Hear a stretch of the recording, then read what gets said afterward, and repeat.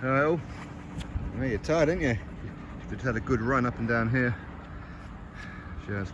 I was talking about pound for pound fighters. That seems to be the subject since Naoya Inoue's performance over Stephen Fulton yesterday in Japan, where people say he's pound for pound #1, people say he's top 3, some people now just have him in their top 10, which is weird, right?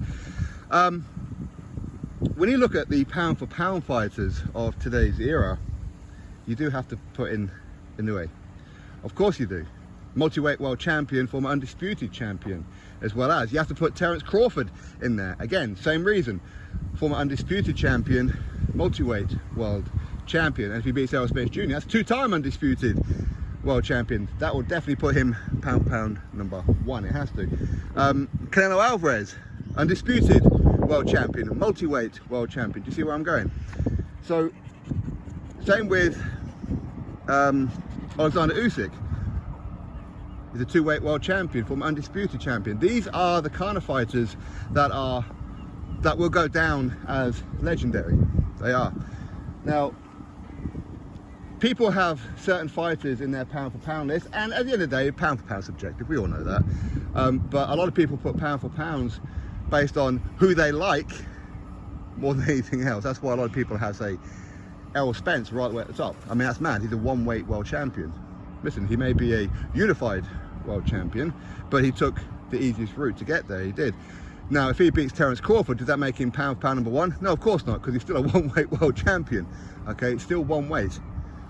For him to become a pound for pound #1, then he'll have to move up after this and become a world champion at least once in a higher weight class, for him to even be in consideration for that. And that's why I can't put people like Tyson Fury as a pound for pound fighter, because he hasn't done anything that will go, oh, that's fantastic. He hasn't cleaned up his own era yet, his own weight division. He hasn't. He's never become undisputed. He never has. He may well have held all the belts at one time or another, and yes, he's still undefeated. He does have a draw, but that's irrelevant to me, okay? Wins and losses is irrelevant. Okay, it always has been. But for some people, it's very important. But he hasn't cleaned up his weight division. He hasn't. And it's the same with quite a few fighters. Now, of course, you can look at certain fighters like a Chocolatito, pound for pound fighter. Absolutely, of course it is. Look at his achievements. Estrada, yeah. Bam Rodriguez. If Bam Rodriguez beats Sonny Edwards, then that will put him up there as well. Would it make him #1? No.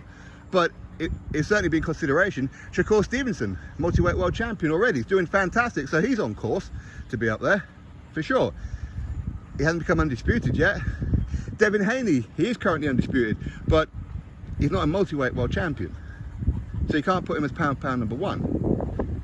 You see where I'm going? That's kind of like my criteria. That's why I don't really like talking about pound for pound, because everybody has a different criteria. But when it comes to pound for pound, everyone's criteria should be the same, but it's not. People will base it on skin color, race. Some people will base it on the fact that there might be a matchroom fighter, or there might be a PBC fighter, or however, okay? They base it on their favorite promotional company, they base it on their favorite network, they'll base it on the fact that that they have the same nationality as them, and all that kind of stuff. That's not something that I do, as biased as what I am when it comes to Brits. When it comes to a pound for pound, I'm always going to be honest about it. I am. We don't have a pound for pound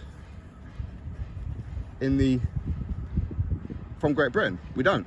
Now, at one point we did recently with Josh Taylor. You could put him up there, not pound for pound #1, because again, undisputed champion, fantastic, hell of an achievement, but not multi-weight. Okay? Lomachenko. See, again, Lomachenko has never been undisputed. As good as what he's been, and he's been fantastic, absolutely fantastic. And for me, I disagree when people put him down. I do. I don't agree with that whatsoever. But there are plenty of fighters out there who should be in consideration for a pound for pound spot. Pound for pound #1, that's different. Again, some people may put Crawford pound for pound #1 currently, even though he hasn't defeated Errol Spence yet. And I can't disagree with it too much because of his achievements. He has been an undisputed champion, he has been a multi-weight world champion, and he's gunning for greatness. Whereas he beats Errol Spence, yeah, of course, that's two-time undisputed champion, man. Of course. But some people will put him there just because he's American. I don't agree with that narrative. I don't agree with that whatsoever. Do it on their achievements, and the same with Canelo's. But some people won't put Canelo there because he has a conviction of Pez, doesn't he? So again, people's criteria is different to other people's. It is. Now, if Sonny Edwards, if he defeats Bam, would he be on the pound list? I mean, arguably, but not number one. Of course not. He'll need to move up in weight classes and beat others. He'll need to become an undisputed. There are plenty of fighters out there like Jermell Charlo. You see, Jermell Charlo is the undisputed champion at super welterweight. Now he's moving up to super middleweight, which is madness, right? To take on Canelo. Now, if he beats Canelo, would it be argued that he should be pound for pound number one? I mean, again, it's debatable.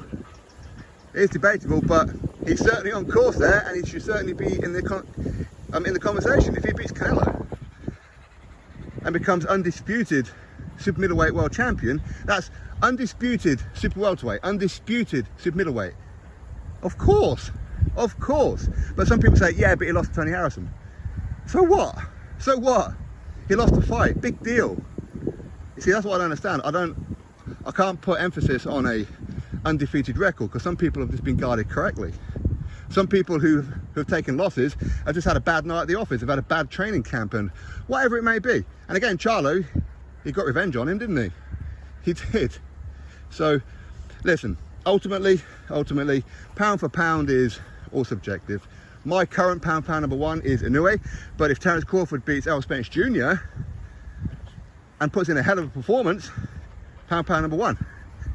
And he has to be. Two-time undisputed champion, multi-weight world champion. But what if he beats Errol Spence Jr., becomes undisputed champion, beats him again in the rematch, of course we know that's going to be a rematch, and then moves up to super welterweight and becomes undisputed there too. This is legendary stuff, man. So when you're looking at, say, Canelo, when you're looking at Bud Crawford currently, when you're looking at Naoya Inoue, when you're looking at Oleksandr Usyk, these kind of guys, these are the kind of guys that you should be watching them while you can.